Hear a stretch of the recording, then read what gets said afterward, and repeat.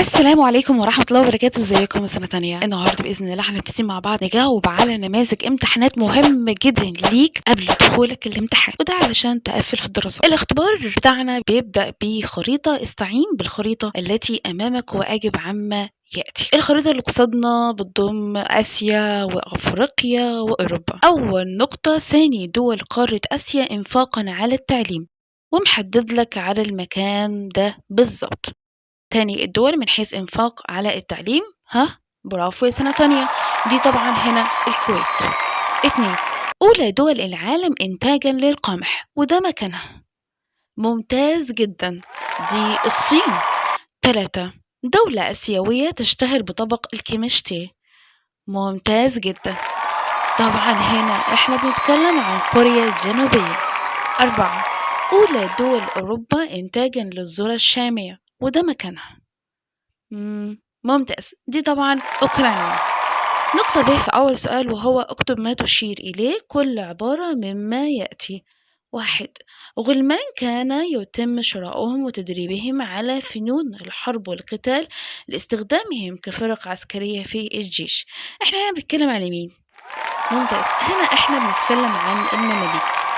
إنما مساحة جغرافية كبيرة تضم في داخلها العديد من المناطق الصناعية، المكان ده بنسميه إيه؟ برافو يا سنة تانية، هنا إحنا بنتكلم عن الإقليم الصناعي. نقطة ج وهي آخر نقطة في أول سؤال وهو بما تفسر استمرار انخفاض معدل المواليد بقارة أوروبا في الآونة الأخيرة. ممتاز، ده طبعا بيرجع لسبب تأخر سن الزواج، ارتفاع مستويات التعليم، زيادة مشاركة المرأة في سوق العمل، وتفضيل الأسر الصغيرة العدد. كل دي أسباب أدت إلى انخفاض معدل المواليد في قارة أوروبا وخصوصا في السنين اللي فاتت. نقطة 2 بما تفسر ظهور الدول المستقلة في مصر في العصر العباسي الثاني. طبعا ده بسبب ايه؟ ممتاز، الدول المستقلة ظهرت في مصر في العصر العباسي الثاني ده بسبب ضعف الخلفاء العباسيين، زائد كمان بعد مصر عن مقر الخلافة العباسية في بغداد.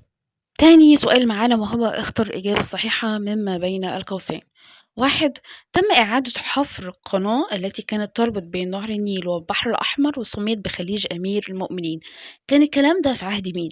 أحمد بن طولون، عمرو بن العاص، محمد ابن طغج، جوهر الصقلي.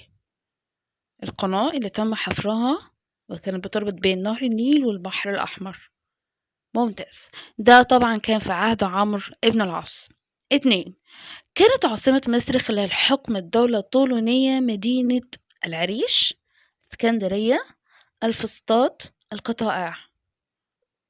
ممتاز سنة تانية، طبعا هنا دي مدينة القطائع. تعتبر الهند أكبر دول قارة آسيا في إنتاج محصول البنجر، قصب السكر، البطاطس، الذرة الشامية. الهند أكبر دول قارة آسيا في إنتاج إيه؟ ممتاز، هنا إحنا من ضمن المحاصيل دي هنختار قصب السكر. 4 قامت الثورة الصناعية الأولى في دولة بريطانيا، ألمانيا، أوكرانيا، فرنسا. طبعا الثورة الصناعية الأولى اللي أقيمت أول مرة في بريطانيا. آخر نقطة معايا وهي أي من الدول التالية أطلقت مشروع نيوم للهيدروجين الأخضر؟ هل هي الصين، السعودية، ألمانيا، اليابان؟ نيوم للهيدروجين الأخضر هي طبعا السعودية. نقطة ب في السؤال التاني وهو قارن بين معركة حطين ومعركة عين جالوت من حيث حاجتين بس.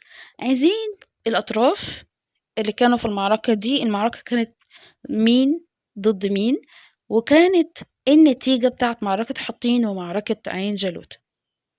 بص سنة تانية، احنا طبعا هنعمل جدول كده بسيط، ومعركة حطين اللي هي كانت في سنة 583 هجرية 1187، ومعركة عين جالوت اللي كانت في 658 1260 ميلادية.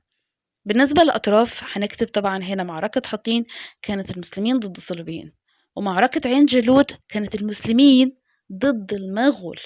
أما نتيجة حرب أو معركة حطين كان انهيار الجيش الصليبي طبعا وهزيمته ووقوع ملك بيت المقدس وأرناط في الأسر وغيرهم من كبار الأمراء والفرسان.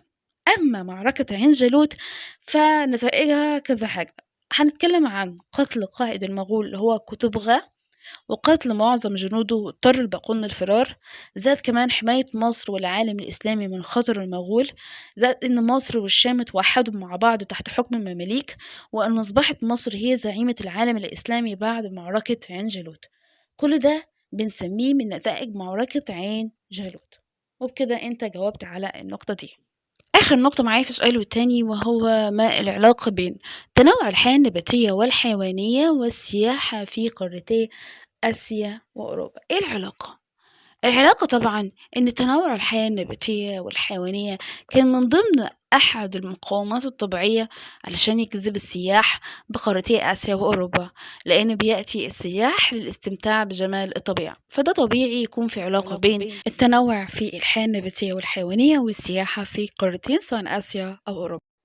السؤال التالت معانا، واكتب كلمة صواب أمام العبارة الصحيحة وكلمة خطأ أمام العبارة الغير صحيحة مع التصويب. 1. يتسم الهرم السكاني لقارتي آسيا وأوروبا بالقاعدة الضيقة. برافو، طبعا صح. 2. كان القاضي بمصر خلال عصر الولاة هو المسؤول عن تعيين صاحب الشرطة. القاضي هو كان بيتولى تعيين صاحب الشرطة. طبعا خطأ. ليه؟ لأنه كان الوالي، وأحيانا بيكون الخليفة هو المسؤول عن تعيين صاحب الشرطة. 3. يعد جامع الأزهر من أحد المساجد التي أسسها الفاطميون. برافو، طبعا صواب. 4. يعد القمح المحصول الرئيسي لصناعة الخبز لمعظم سكان ريف الساحل الأوروبي. أنا هنا حددت المنطقة، الساحل الأوروبي.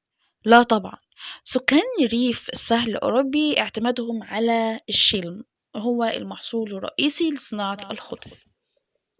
ب. دل على صحة كل عبارة مما يلي. 1. تشجع قارة أوروبا مواطنيها على زيادة المواليد.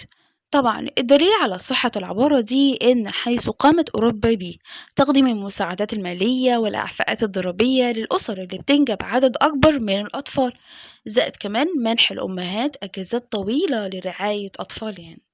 دي كانت من الإجراءات اللي قامت بها أوروبا لتشجيع مواطنيها على زيادة المواليد. 2.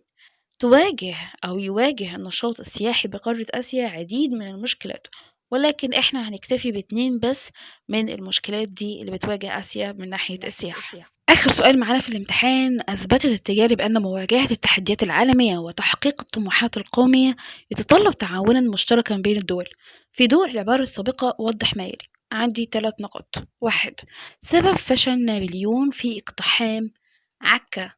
ده طبعا بسبب مقاومة أهلها وحروبهم المتفرقة ضد القوات الفرنسية، مما أنهكت قوة الفرنسيين وأدت إلى فشل نابليون في اقتحام عكا. 2.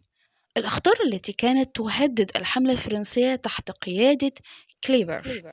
ده طبعا لأن كان في أكتر من خطر واجه الحملة الفرنسية بسبب تناقص عدد الجيش الفرنسي وحصار البريطانيين للسواحل المصرية الشمالية وثورات المصريين ضد الفرنسيين. كانت كل دي أخطار بتهدد الحملة الفرنسية تحت قيادة كليبر. النقطة الثالثة معايا وهي أهداف مجلس التعاون لدول الخليج العربي. هنكتفي برضو باتنين، زي ايه مثلا؟ برافو، زي تحقيق التكامل بين الدول الأعضاء في جميع الميادين وصولا إلى وحدتها، وتعميق الروابط بين شعوب الدول الأعضاء في مختلف المجالات. طبعا نقطة ب في آخر سؤال، وهو حدد هيئات الحكم والإدارة بمصر أثناء الحكم العثماني. نظام الإدارة اللي كان قائم في مصر أثناء حكم العثماني كان أولا بيبدأ بالوالي اللي هو الباشا، من بعده الحماية العثمانية، من بعده أمراء المماليك والديوان. كان كل دي بنسميها هيئات الحكم اللي كانت موجودة في مصر أثناء الحكم العثماني. آخر سؤال معانا وهو ما المقصود بالجنود المرتزقة؟ الجنود المرتزقة سنة تانية هي عبارة عن إيه؟ أفراد بتقاتل لصالح دولة معينة مقابل أجر مادي وليس لهم ولاء لأي دولة، هي دي اسمها الجنود المرتزقة. وبكده انتهى الامتحان بتاعنا. لو وصلت لحد هنا اكتب لي كومنت أسفل الفيديو وهبعت لك لينك بكل الاختبارات الإلكترونية اللي كانت عليك في الترم ده بالترتيب.